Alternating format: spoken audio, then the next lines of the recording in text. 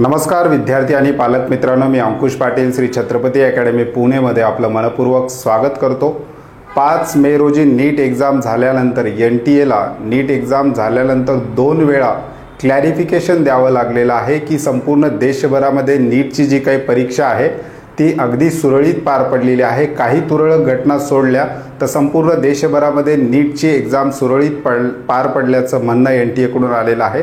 त्या संदर्भातल्या 2 official notice सुद्धा NTA ने आपल्या ऑफिशियल वेबसाईटवर दिलेल्या आहेत। त्या नोटीसमध्ये त्यांनी सांगितलेलं आहे की काही घटना त्या ठिकाणी झालेल्या आहेत, त्या घटनेचं सुद्धा एक्सप्लेनेशन NTA कडून काही दिवसा अगोदर दिलेलं आहे। परंतु आणखी एक नोटीस NTA ला त्या ठिकाणी क्लॅरिफिकेशन संदर्भात काढावी लागलेली आहे। 2024 ची नीट परीक्षा झाल्यापासून रोज नवनवीन बातम्या नीट 2024 च्या परीक्षेसंदर्भात आपल्याला वेगवेगळ्या वृत्तपत्रामध्ये, त्याचबरोबर न्यूज पोर्टलवर, त्याचबरोबर जे काही ऑनलाईन न्यूज पोर्टल असतात त्यावर पाहायला मिळतात। त्याचबरोबर यूट्यूब चॅनलवर, विशेषतः हिंदी यूट्यूब चॅनल आहे त्या ठिकाणी ही चर्चा जास्त होताना आपल्याला पाहायला मिळते आणि विद्यार्थ्यांमुळे या सगळ्या बातम्या ज्या येतात याच्यामुळे विद्यार्थ्यांमध्ये संभ्रमाचं वातावरण निर्माण झालेलं आहे। आणि ह्या बातम्याही अशा प्रकारच्या आहेत की 2024 ची परीक्षा पुन्हा होणार आहे का, किंवा नीटचा एग्जामचा जो काही रिझल्ट आहे त्याच्यावर याचा काय परिणाम होणार आहे का, याविषयीच्या वेगवेगळ्या बातम्या त्या ठिकाणी येत आहेत। याविषयीचं संपूर्ण डिटेल आपण आजच्या व्हिडिओमध्ये पाहणार आहोत। त्याचबरोबर कोणकोणत्या बातम्या आहेत ज्या नीट एग्जामसाठी ज्या पोषक ठरत आहेत ते सुद्धा आपण याच्यामध्ये पाहणार आहोत।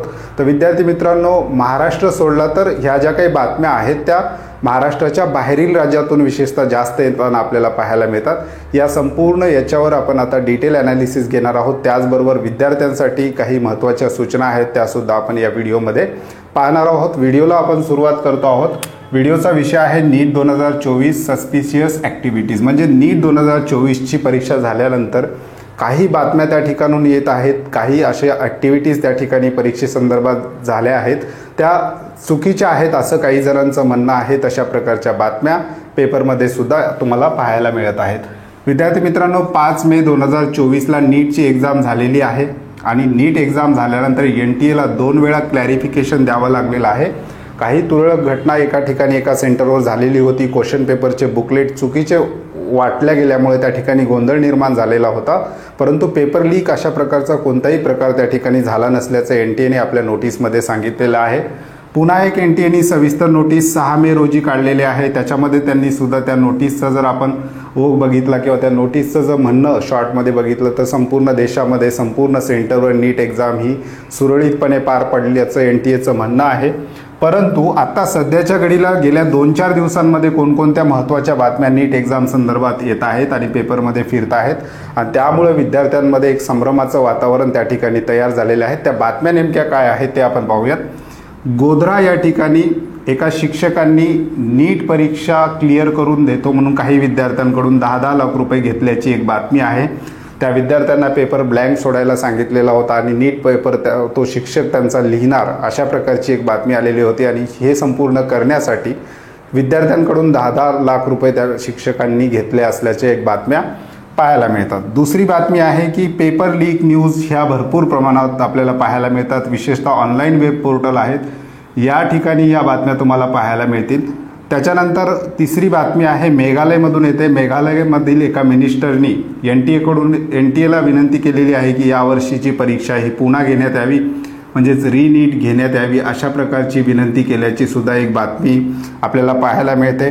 त्याच्यानंतर पटना बिहारमध्ये 13 लोकांना अटक केल्याची सुद्धा आज बातमी आलेली आहे की नीट पेपर लीक संदर्भात 13 लोकांना पटना बिहारमध्ये या ठिकाणी अटक केल्याची बातमी आहे। अशा प्रकारचे वेगवेगळ्या न्यूज तुम्हाला विशेषतः ऑनलाईन पोर्टलवर तुम्ही नीट सर्च करून न्यूजवर जर क्लिक केला तर अशा भरपूर बातम्या तुम्हाला त्या ठिकाणी पाहायला मिळतात आणि ह्या सगळ्या बातम्या मोठ्या प्रमाणावर येत असल्यामुळे विद्यार्थी आणि पालकांमध्ये एक संभ्रमाचं वातावरण त्या ठिकाणी तयार झालेला आहे। विशेषतः महाराष्ट्र राज्यातील विद्यार्थ्यांमध्ये हे वातावरण जास्त संभ्रमाचं आहे, कारण तुलनेने महाराष्ट्र राज्यामध्ये नीट परीक्षा देणाऱ्या विद्यार्थ्यांची संख्या ही थोडीशी जास्त असते। त्याच्यामुळे संपूर्ण महाराष्ट्रभरात एक संभ्रमाचं वातावरण आहे आणि बऱ्याचशा चर्चा विद्यार्थी आणि पालक त्या ठिकाणी ऐकताना आपल्याला पाहायला मिळतात आणि त्या संदर्भातली विचारणा करणारे कॉल किंवा मेसेजेस आम्हाला सुद्धा येतात, त्यामुळे आपण हा व्हिडिओ बनवत आहोत। आता याच्यावर विद्यार्थ्यांना कन्क्लुजन काय आहे तर जोपर्यंत NTA ऑफिशियल कुठलीही वेबसाईट काढणार नाही रीनीट संदर्भात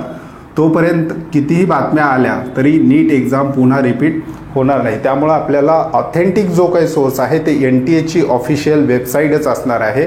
त्या वेबसाईटवर येणारी माहितीच तेवढी ऑथेंटिक आहे. बाकी वेब पोर्टलवर कितीही बातम्या आल्या किंवा न्यूज चॅनलमध्ये कितीही अशा प्रकारच्या बातम्या त्या ठिकाणी चालवल्या जात असल्या तरी NTA ऑफिशियल वेबसाईटवर पब्लिक नोटीस जोपर्यंत येणार नाही आणि परीक्षेसंदर्भात NTA जे क्लॅरिफिकेशन देत आहे ते विद्यार्थ्यांसाठी अधिक महत्त्वाचं आहे. कारण संपूर्ण देशभरामध्ये नीट कंडक्ट करण्याची जबाबदारीच नॅशनल टेस्टिंग एजन्सीज म्हणजेच NTA आहे.